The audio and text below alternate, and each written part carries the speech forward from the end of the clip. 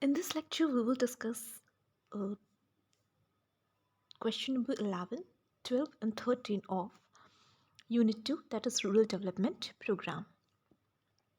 So let's come to question number 11. See, in this question, we are asked to write down a short note on broad front development approach. In our previous lecture, we discussed some of the approaches, right? Means different ways of developing rural area. See we are basically focusing on rural development programs है ना। तो वही same चीज़ यहाँ पे चल रही है। अब 11th जो हमारा ये है आपका क्वेश्चन, यहाँ पे हमें जो डिफरेंट अप्रोचेस थे, इसके पहले जो क्वेश्चन में आपने देखा कि ये सारे अप्रोचेस रूरल एरिया के डेवलपमेंट के लिए फॉलो किए गए। ठीक है, डिफरेंट प्रोग्राम्स हमने स्टार्ट किए रूरल एरिया के डेवलपमेंट के लिए, और उन प्रोग्राम्स को हमने उनके नेचर के बेसिस पे कि वो किस तरीके से प्रोग्राम लॉन्च किए गए हैं, उनका जो नेचर था, या आप कह सकते हो वो जो तरीका अडॉप्ट किया गया था फॉर द रूरल डेवलपमेंट, वो तरीका किस कैटेगरी में फॉल करता है, that we will see in the subsequent lectures and this lecture also. ठीक है, तो आते हैं अब हम ब्रॉड फ्रंट डेवलपमेंट अप्रोच पे। ठीक है, तो ब्रॉड फ्रंट डेवलपमेंट अप्रोच ये क्या चीज़ है? It is one of the approaches for rural development. ठीक है, so let's come to the first point.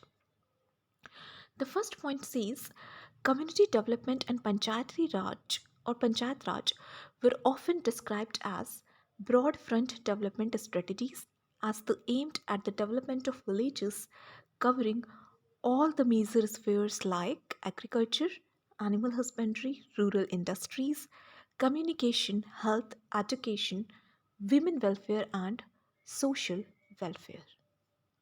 ठीक है, so this is our first statement which is written here. अब अगर इस स्टेटमेंट की हम बात करें तो यहाँ पर आप दो टर्म सुन रहे हो। The first one is community development and the other one is Panchayati Raj और पंचायत, इट्स पंचायती राज है ना।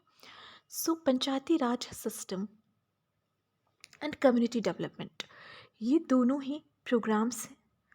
कुछ स्टेप्स हैं, इंपॉर्टेंट स्टेप्स जो इंडियन गवर्नमेंट ने रूरल एरियाज़ के डेवलपमेंट के लिए उठाया था आफ्टर इंडिपेंडेंस। ठीक है, तो sorry, so the first program is community development program, and the second step taken in this particular area was panchayati raj system, adoption of panchayati raj system. ठीक है, पहले कम्युनिटी डेवलपमेंट प्रोग्राम स्टार्ट किया गया था, उसके बाद later on Panchayati Raj system को हर एक विलेज लेवल पे इट वाज इंट्रोड्यूस्ड। ठीक है, तो community development means basically what Indian government was trying to do, that it wanted to develop the people living in rural areas. So for their development they keep on starting different programs. तो community development programme और पंचायती राज programme जो थे, ये इनका M होता था community को develop करना, रूरल एरिया में जो लोग रह रहे हैं उनको डेवलप करना। अभी भी आप जो पंचायत का सिस्टम सुनते हो इन योर विलेजेस, ग्राम पंचायत होती हैं, देन आपकी ग्राम सभा होती है। ठीक है, कुछ उसमें से आप लोगों को चुनते हो, है ना, इलेक्ट करते हो for the purpose of administration at that particular lower level, है ना। जो रूरल एरिया पे चीज़ों को मैनेज करने के लिए कुछ लोगों को आप खुद से ही इलेक्ट करते हो in this democratic form of government, है ना। तो यहाँ पे ये डेमोक्रेटाइजेशन है, डिसेंट्रलाइजेशन ऑफ पावर है, क्योंकि स्टेट अपनी कुछ पावर पंचायत को देती है। ठीक है, ताकि वो, क्योंकि they are more close to the rural area, है ना, तो छोटे छोटे स्मॉल यूनिट्स में चीज़ों को डिवाइड करना होता है फॉर प्रॉपर इम्प्लीमेंटेशन, राइट। तो वो चीज़ यहाँ पे कर रहे हैं। सो बेसिकली हम पॉइंट पे आते हैं कि क्वेश्चन में क्या कह रहे हैं। ये दोनों जो प्रोग्राम्स हैं ये किसकी कैटेगरी में आते हैं? ये आते हैं ब्रॉड फ्रंट डेवलपमेंट स्ट्रेटजी के अंदर, जो हमारा क्वेश्चन है, राइट। हम ब्रॉड फ्रंट डेवलपमेंट की बात कर रहे हैं। ठीक है, तो broad front development means it's a development process जिसमें हम काफ़ी ब्रॉडर एरियाज़ को इंक्लूड करके चलते हैं। ठीक है, broad means covering a wide area, ठीक है, बहुत ज़्यादा चीज़ों को एक साथ लेके चलना। So it will be called broad front development, है ना। तो कम्युनिटी डेवलपमेंट प्रोग्राम और आपका जो पंचायत राज जो इंट्रोड्यूस किया सिस्टम इंडियन गवर्नमेंट ने, ये दोनों ही जो प्रोग्राम्स हैं ये आते हैं आपके ब्रॉड फ्रंट डेवलपमेंट स्ट्रेटजीज़ के अंदर। अब ऐसा क्यों है? This is so because they aimed at development of villages covering all the major spheres like mentioned in this sentence. तो जब हम कह रहे हैं ना कि broad front development means we are covering all the major spheres, right. किसी भी प्रोग्राम में अगर हर एक क्षेत्र के बारे में ध्यान दिया जा रहा है and majority of the spheres have been covered, तो इसका मतलब ये है कि आप ज़्यादा से ज़्यादा चीज़ों को कवर करें और ब्रॉड फ्रंट पे वर्क कर रहे हो, ठीक है। सो इसको ऐसे ध्यान रखना कि ब्रॉड का मतलब है मेजर स्फेयर्स आर कवर्ड, ठीक है। जैसे आप कहते हो ना कि ये काफ़ी ब्रॉड एरिया है, एक आपको ध्यान रखने के लिए I am telling you a trick कि जब भी ब्रॉड फ्रंट डेवलपमेंट आए तो ब्रॉड फ्रंट मीन्स जो टर्म आप ब्रॉड सुनते हो तो आपको लगता है कि काफ़ी ज़्यादा कुछ कवर हो रहा है, कुछ चौड़ा है ना, कोई चीज़ काफ़ी चौड़ी होती है कोई area, you call it broad, है ना, मतलब ब्रॉडर। बाकी आप जैसे ये ब्रॉडर पॉइंट ऑफ व्यू है ना, मतलब आपकी सोच काफ़ी विस्तृत है, तो विस्तृत के सेंस में ब्रॉड यूज़ होता है, मतलब आपने काफ़ी ज़्यादा, नैरो का अपोजिट ब्रॉड होता है, ठीक है। तो ब्रॉड जब आप कह रहे हो मीन्स आपने बहुत ज़्यादा एरियाज़ पे फोकस किया है एट द सेम टाइम। तो कम्युनिटी डेवलपमेंट प्रोग्राम और पंचायती राज के अंदर आप क्या करते हो कि आप हर एक एरिया पे फोकस करते हो, जो विलेजेस हैं उनके आप डिफरेंट स्फेयर्स पे फोकस करते हो, फिर चाहे वो एग्रीकल्चर हो, चाहे एनिमल हस्बेंड्री हो, रूरल इंडस्ट्री हो, ठीक है, या कम्युनिकेशन हो, आपके संचार की जो टेक्नोलॉजी है, देन हेल्थ पे आप फोकस कर रहे हो, एजुकेशन पे कर रहे हो, महिलाओं के कल्याण के लिए आप काम कर रहे हो, विमेन वेलफेयर पे फोकस कर रहे हो, आप सोशल वेलफेयर कर रहे हो, सामाजिक कल्याण, है ना। तो ये सारी चीज़ें जब आप कर रहे हो, इट मीन्स आपका जो प्रोग्राम है that is a broad front development strategy. तो किसी भी प्रोग्राम में अगर आप बहुत सारे एरियाज़ को इंक्लूड करके चलते हो तो उस पर्टिकुलर प्रोग्राम को हम ब्रॉड फ्रंट डेवलपमेंट अप्रोच की कैटेगरी में रखते हैं, ठीक है। तो फर्स्ट स्टेटमेंट से आपको पता चला कि कौन से दो प्रोग्राम्स थे जो ब्रॉड फ्रंट डेवलपमेंट अप्रोच के अंदर आते हैं। तो एक है आपका कम्युनिटी डेवलपमेंट प्रोग्राम और दूसरा है आपका पंचायती राज सिस्टम जो आपने अडॉप्ट किया है फॉर रूरल डेवलपमेंट। ये दोनों आपको चीज़ें याद रखनी है, ठीक है। दूसरी चीज़ जो इस सेंटेंस से आपको क्लियर हुई वो ये कि इन दोनों को हमने ब्रॉड फ्रंट डेवलपमेंट स्ट्रेटजी के अंडर क्यों कैटेगराइज किया है। तो उसमें आपको समझ में आ गया है कि ऐसा इसलिए किया क्योंकि इन दोनों प्रोग्राम्स का जो उद्देश्य था, जो एम था, वो डिफरेंट स्फीयर्स पे काम करने का था, ठीक है। एग्रीकल्चर हो चाहे एनिमल हस्बेंड्री हो, ये सारी चीज़ों पे फोकस किया जा रहा था at the same time. That's why it was a broad front development strategy. अब नेक्स्ट सेंटेंस पे आते हैं। The second sentence says that in early 50s, rural development efforts began with broad front development approach. Early 50s में it means at in around 1950 or 51 or 52 like that, है ना। कुछ 1950s में आपका जो रूरल डेवलपमेंट एफर्ट था वो इसी अप्रोच से शुरू हुआ था। मतलब हम शुरुआत ही कर रहे थे, अगर हम भारत के कॉन्टेक्स्ट में बात करें तो इंडिया में आज़ादी के बाद ये हमारा पहला स्टेप था, क्योंकि हम 1947 में आज़ाद हुए और 1950-51 चीज़ों को हमने कॉन्स्टिट्यूशन अपना बनाया 1900 क्या 50 में, और उसके बाद आपने आगे फिर अपने विलेज लेवल पे चीज़ों को डेवलप करने की कोशिश की, ठीक है। सेंटर पे फोकस हो रहा था, स्टेट पे फोकस हो रहा था, फिर ये चीज़ सामने निकल कर आई कि विलेजेस पे भी फोकस करने की ज़रूरत है, because they are backbone of our society, they are basically the part and parcel of India, and these are the areas where we need to focus, because without the development of rural areas we cannot develop our country. तो इस चीज़ को ध्यान में रखते हुए 1950 के आसपास rural development efforts शुरू किए गए, और वो एफर्ट्स जो थे स्टार्टिंग में वो सारे ब्रॉड फ्रंट डेवलपमेंट कैटेगरी में फॉल करते हैं, ठीक है। तो कम्युनिटी डेवलपमेंट आपका 1952 में आया था, और जो आपका पंचायती राज सिस्टम है इस पे भी काम शुरू हो गया था फिर इसको कॉन्स्टिट्यूशनल स्टेटस दे दिया गया था इन ईयर 1992 और 3 something like that through 73rd constitutional amendment act, है ना। पंचायती राज जो है ना, पंचायत का सिस्टम विलेज कम्युनिटी के डेवलपमेंट के लिए, ये गांधीयन प्रिंसिपल है जो कि हमारे डीपीएसपी में ऑलरेडी मेंशन था, ठीक है। Directive principle of state policies for Indian constitution, there are certain directives जो गवर्नमेंट को दिए जाते हैं, उसमें मेंशन था। फिर लेटर ऑन इसको कॉन्स्टिट्यूशन का एक पार्ट बना दिया गया, means Panchayati Raj is now constitutional subject, है ना, मतलब कॉन्स्टिट्यूशन में दैट हैज़ बिन मैंशनड। इसका एक डिफरेंट आर्टिकल है और बहुत सारी चीज़ें। So we are not right now, it's not a area of interest कि कॉन्स्टिट्यूशन में क्या कहाँ पे कब ऐड किया गया।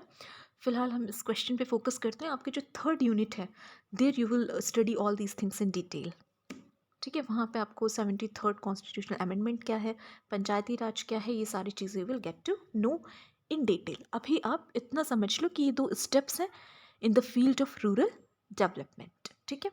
चलिए, अब सेकेंड में आपने देख लिया कि उस टाइम पे इन्होंने ये बताया कि जो शुरुआत में स्टेप्स लिए गए थे 1950s में या अर्ली 50s में, वो जो स्टेप्स थे वो ब्रॉड फ्रंट डेवलपमेंट कैटेगरी के थे, ठीक है। Steps in which field, in the field of rural development, ठीक है।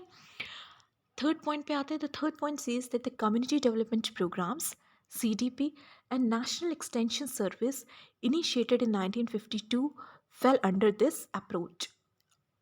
Again the same thing, community development program तो आपने फर्स्ट लाइन पे भी सुन लिया था, ठीक है।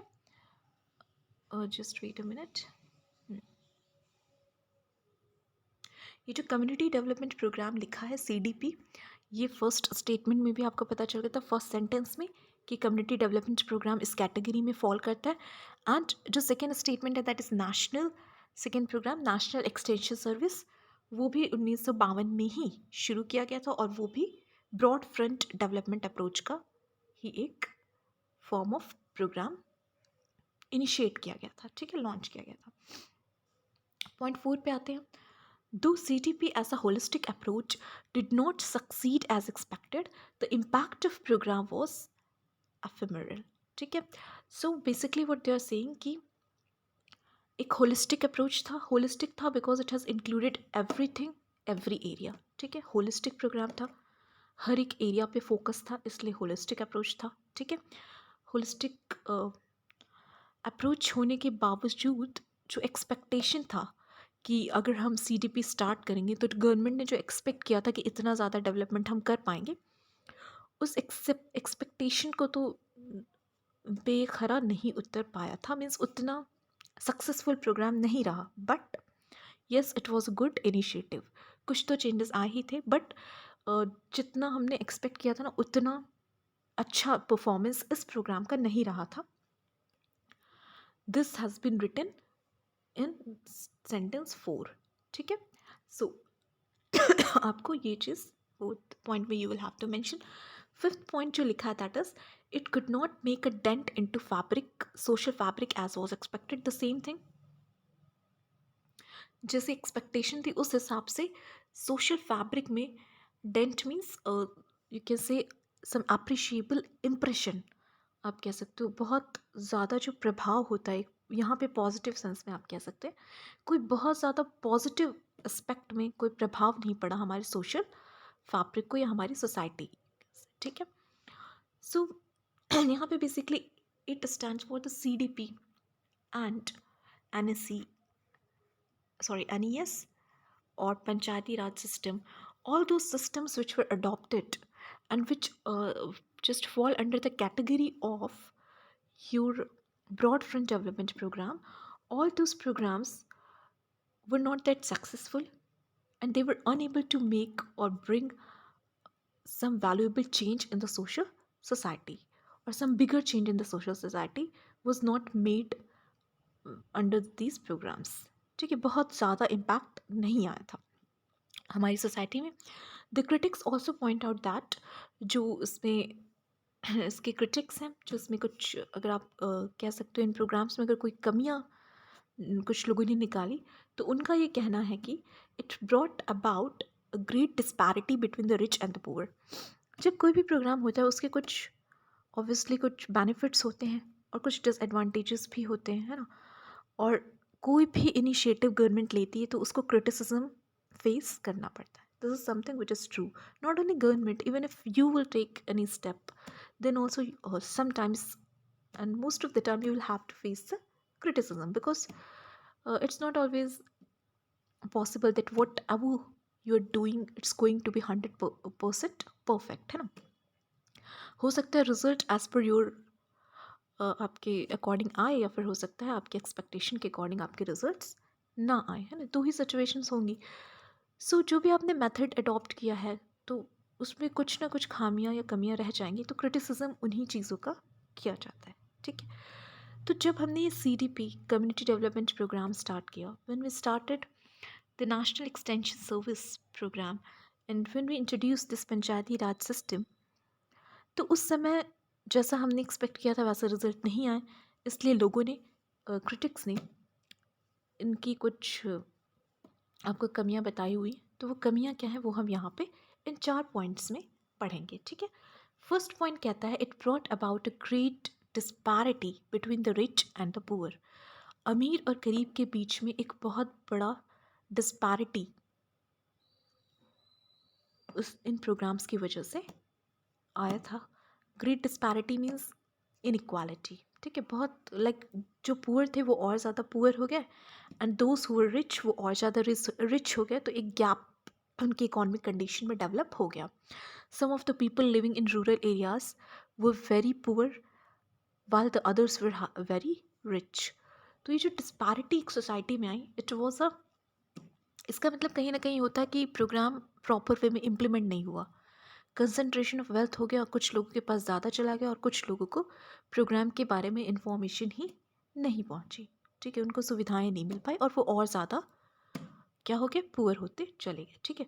तो अगर इस तरह का रिजल्ट आ रहा है तो obviously you will say that the program was not up to the mark, it was not as per our expectation, और इतना सक्सेसफुल नहीं हो पाया, ठीक है. Second point is, it hardly touch the problem of meeting the felt needs of the people. Critics का ये भी कहना है कि ये जो प्रोग्राम है, CDP प्रोग्राम और पंचायती राज सिस्टम, NES, जो भी स्टार्ट किए गए थे, इन्होंने लोगों की जो एक्चुअल डिमांड थी उसको तो फुलफिल किया ही नहीं, है ना. उनको जो एक्चुअल, उनको जिस चीज़ की ज़रूरत थी कि उन्हें हेल्थ फैसिलिटीज़ प्रॉपर चाहिए या फूड सिक्योरिटी होनी चाहिए, कोई भी चीज़ों का प्रॉपर वहाँ पे नीड्स उनकी फुलफिल नहीं की गई, ठीक है. So that was a disadvantage, a drawback of these programs. जो थर्ड पॉइंट है, that says it fails to bring about the process of modernization through social education. यहाँ तक भी कहा गया कि लोगों को मॉडर्नाइज करने में ये प्रोग्राम्स बिल्कुल भी सक्सेसफुल नहीं हो पाए, ठीक है. जो भी लोग हैं रूरल एरियाज़ में, उनको सोशल एजुकेशन प्रॉपरली नहीं प्रोवाइड की गई, और उनका जो वे ऑफ लिविंग है that has not been modernized. वो अभी भी ट्रेडिशनल वे में ही रह रहे हैं. उन्होंने साइंटिफिक मेथड्स को नहीं अडॉप्ट किया है, उन्होंने rational and logical way of thinking को अडॉप्ट नहीं किया है. They don't have the scientific temper in their thinking. So all these things have not been developed in the rural area and the people of rural area. So this program is not as per the expectation and it's a failure.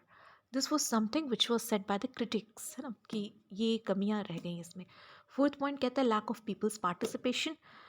Critics ये भी कहते हैं कि इन programmes में सिर्फ administrators अपना काम करते रहे और लोगों ने इसमें पार्टिसिपेट नहीं किया, और जब तक लोगों का पार्टिसिपेशन होगा नहीं तब तक आपका result as per your expectation नहीं आ पाएगा. जिनको आपको डेवलप करना है, अगर वही इन्वॉल्व नहीं होंगे प्रोसेस में, तो डेवलपमेंट कैसे पॉसिबल होगा. So the first and foremost thing which is to be done in these type of program is to make people aware about the programs and to encourage them to participate in their own development. This was something which was said by the critics कि ये चीज़ नहीं की गई, लोगों के participation पे focus नहीं किया गया. सो दिस वॉज समथिंग, लोगों ने बढ़ चढ़ कर हिस्सा नहीं लिया अपने डेवलपमेंट में, तो development was not up to the mark, ठीक है. Sixth point कहता है, in spite of the criticisms, these programs added a new dimension to the process of change and generated community consciousness to solve community problems. Sixth point में एक positive frame of mind has been shown by the writer whosoever has written this statement. उन्होंने ये कहा कि इन सभी criticisms के बावजूद जो हमारा प्रोग्राम है उसने कम से कम एक जो चेंज का प्रोसेस है उसको एक नया आयाम दिया, एक न्यू डायमेंशन दिया, ठीक है, और जो कम्युनिटी कॉन्शियसनेस है उसको जनरेट किया, means the people were at least made aware. अब आप कोई प्रोग्राम लेके आओगे तो भले ही लोग पहले स्टार्टिंग में इतना पार्टिसिपेशन ना शो करें, but at least they will get to know कि हाँ ऐसी कोई चीज़ एग्जिस्ट करती है.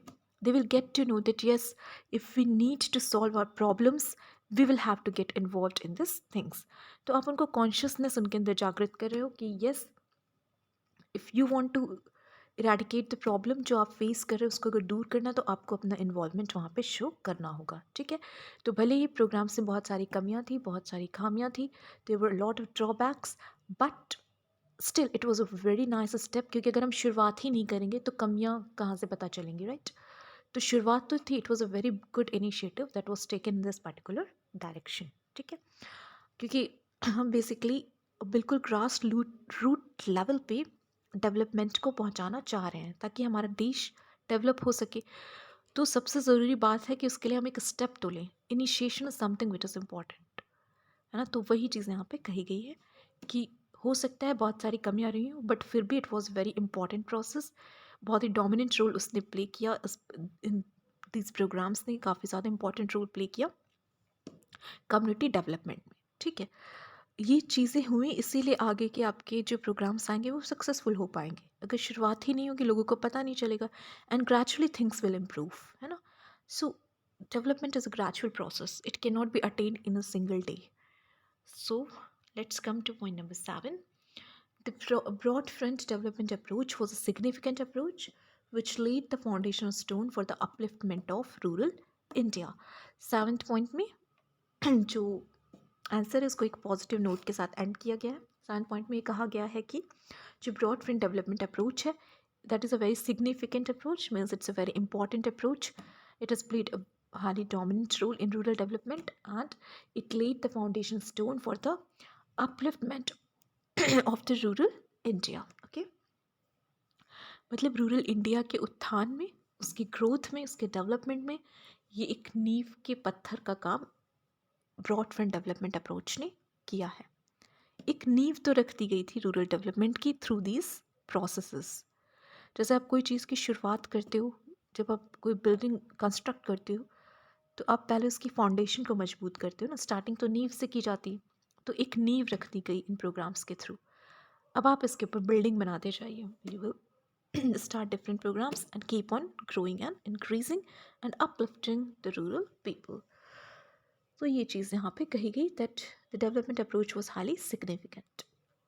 Though it has a lot of it faced a lot of criticism, it has a lot of flaws, a lot of failures it faced, but still it was important and it was the foundational you can say program or development process that is started through these approaches. Okay, अब आते हैं हम question number 12 पे. Here we are asked to write down the short note on sectoral approach.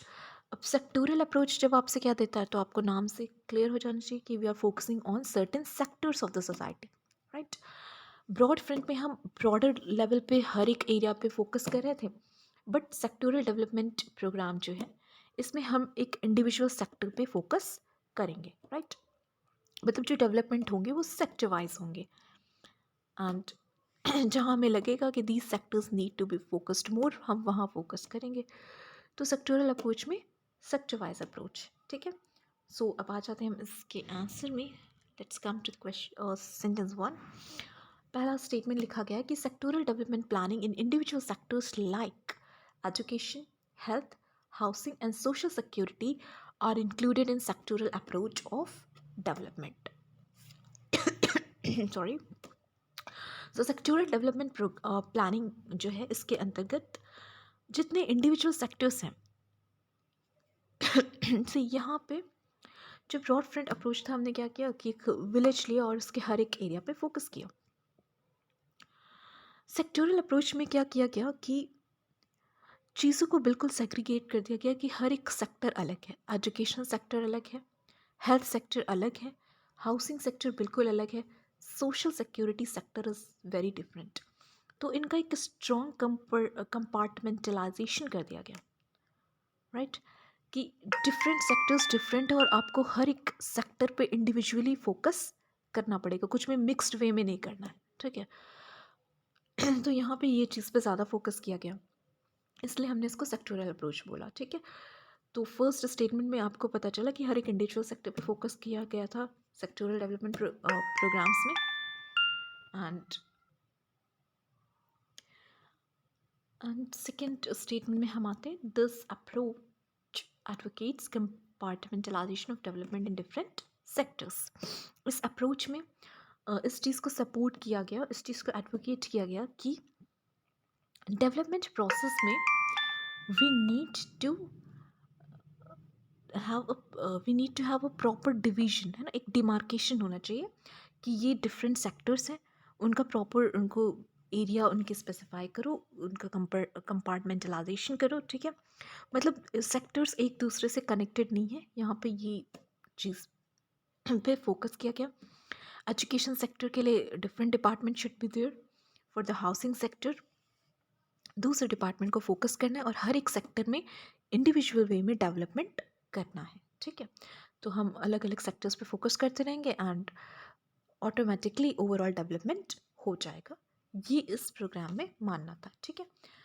तो आप ये term याद रखना कि कंपार्टमेंटलाइजेशन ऑफ डेवलपमेंट, ठीक है। तो जब भी सेक्टोरल डेवलपमेंट की बात आती है तो आपको कंपार्टमेंटलाइजेशन ऑफ डेवलपमेंट ध्यान रखना होगा, ठीक है। डिफरेंट सेक्टर्स में डिवाइड कर दिया, एजुकेशन सेक्टर एक अलग सेक्टर है, health sector is a different sector.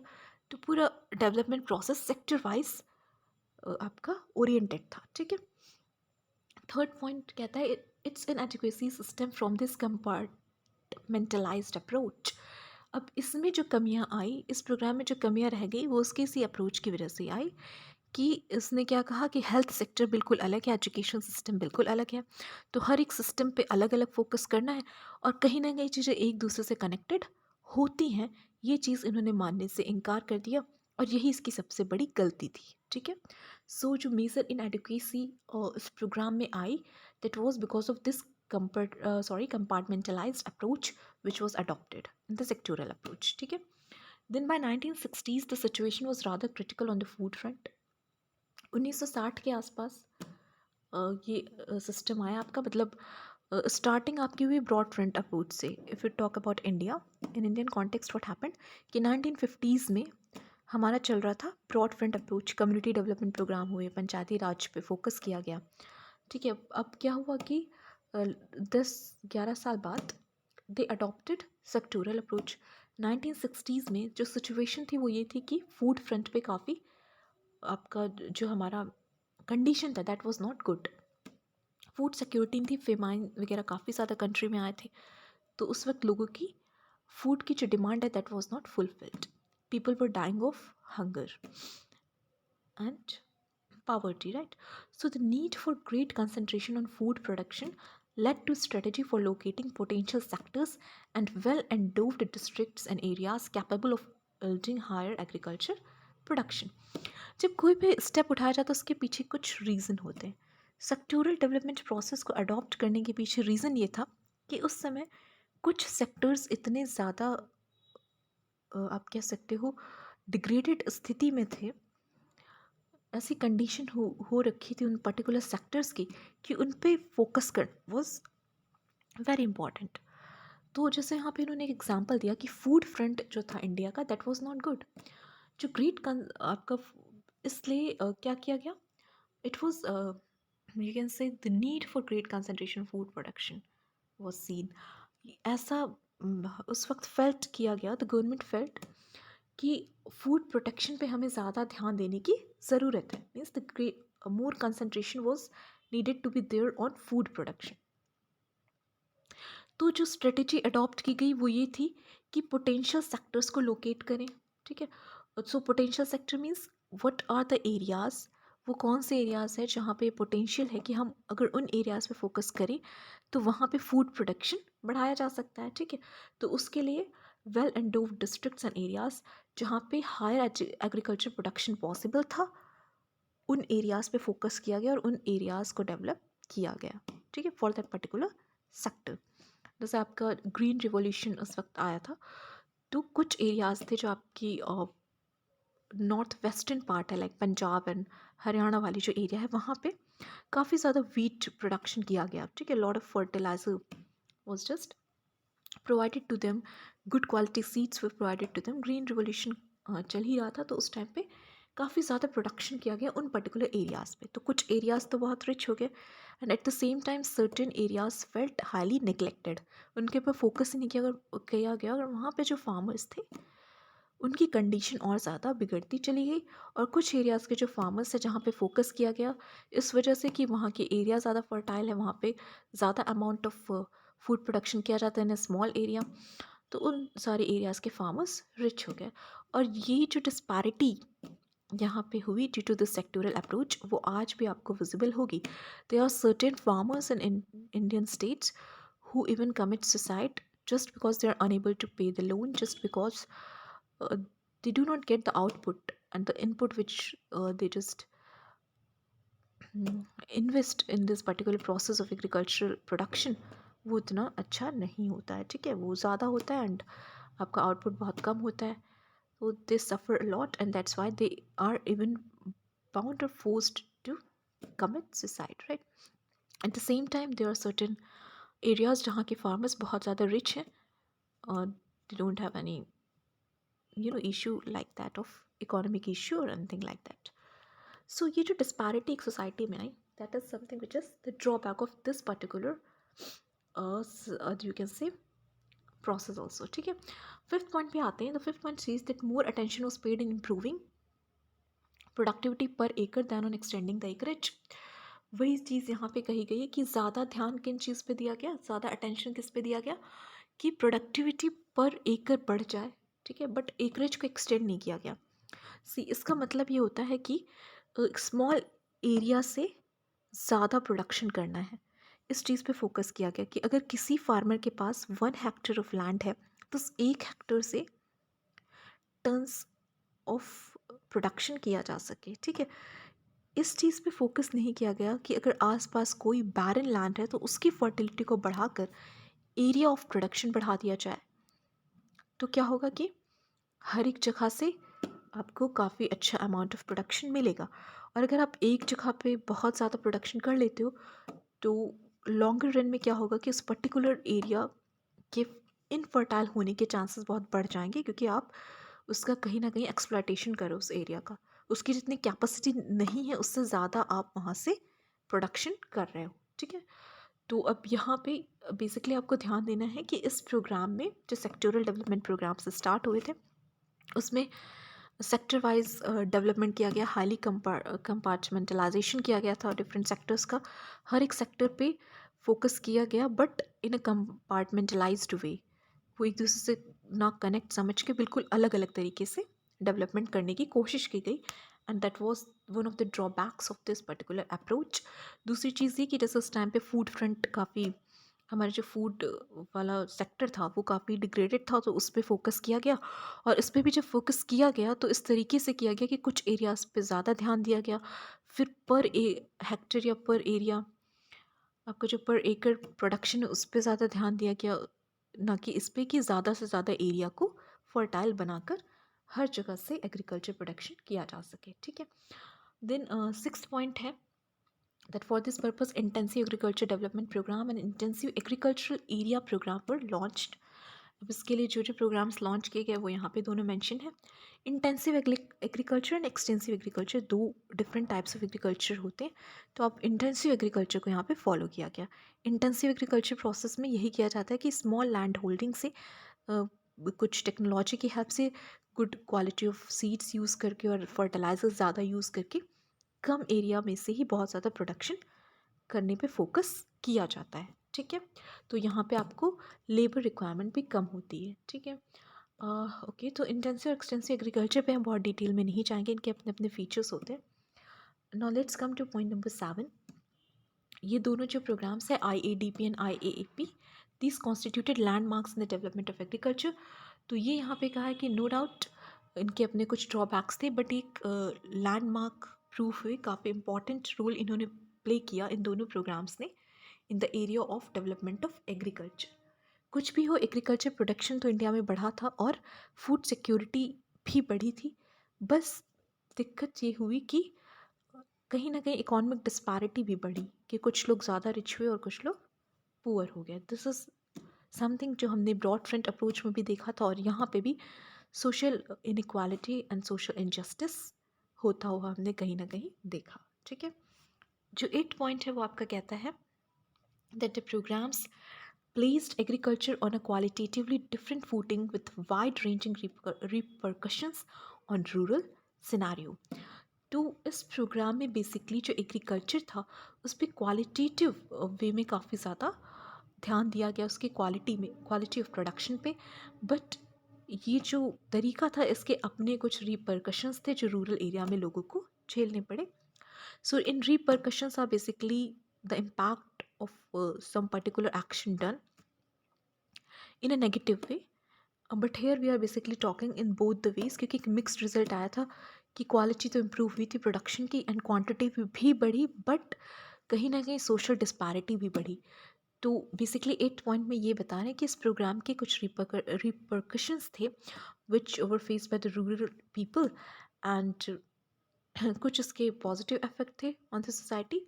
Positive में आप कह सकते हो कि जैसे if you talk about this particular sector, food sector, तो वहाँ पे प्रोडक्शन तो बढ़ा, प्रोडक्शन की क्वालिटी भी बढ़ी. But at the same time क्योंकि इस चीज़ पे ध्यान नहीं दिया गया कि ज़्यादा लोगों को इसमें इन्वॉल्व किया जाए, कुछ पर्टिकुलर एरियाज़ पे ही फोकस किया गया जो ऑलरेडी ज़्यादा फर्टाइल थे. तो इससे सोशल डिस्पैरिटी बढ़ी, इनइक्वालिटी बढ़ी, कुछ लोग ज़्यादा अमीर हो गए और कुछ लोग गरीब हो गए. ठीक है, 9th पॉइंट कहता है the programs resulted in a spectacular breakthrough in total agricultural production and productivity per hectare, but at the expense of social equality and social justice. Again, same thing in a different manner. 9 point पे आपको बताया जा रहा है कि जो programmes हैं ये जो स्टार्ट किए गए सेक्टोरल डेवलपमेंट के अंदर, उसका रिजल्ट ये हुआ कि एक बहुत ही spectacular breakthrough, means a very high production was seen in the area of agriculture. ठीक है, but and also productivity per hectare was increased. एक स्मॉल एरिया से आप काफ़ी ज़्यादा प्रोड्यूस कर रहे हो. Both the points are positive, but ये सारी चीज़ें हुई किसके एक्सपेंस पे, किसके कॉस्ट पे? At the cost of social equality and social justice. मतलब सोशल इक्वालिटी और सोशल जस्टिस से आपको कॉम्प्रोमाइज़ करना पड़ा, तब जाके आपकी ये चीज़ें पॉसिबल हो पाई. तो एक तो इसका ये बेनिफिट रहा कि प्रोडक्शन बढ़ा, पर एकड़ और हेक्टेयर बढ़ा प्रोडक्शन आपका, टोटल एग्रीकल्चर प्रोडक्शन भी बढ़ा. बट सोशल इनइक्वालिटी सोसाइटी में आई और सोशल इनजस्टिस सोसाइटी में आई. ठीक है, जो पुअर थे वो और पुअर हो गए, जो रिच थे वो और ज़्यादा रिच हो गए. So I think this is sufficient for this particular lecture. बाकी क्वेश्चन 13 हम नेक्स्ट लेक्चर में डिस्कस करेंगे. ठीक है, so if we will see in short, एक आप अगर कॉन्साइज वे में डिस्कस करें तो what we have done this lecture, हमने दो डिफरेंट अप्रोचेस को डिस्कस किया. एक हमारा ब्रॉड फ्रंट डेवलपमेंट अप्रोच है and the second one is our sectoral approach. ठीक है, तो ब्रॉड फ्रंट डेवलपमेंट पहले आया था, जो पहले प्रोग्राम स्टार्ट किए गए थे इंडिया के कॉन्टेक्स्ट में. तो जस्ट आफ्टर इंडिपेंडेंस 1950s में जो प्रोग्राम्स थे they all just fall in the category of community development programme.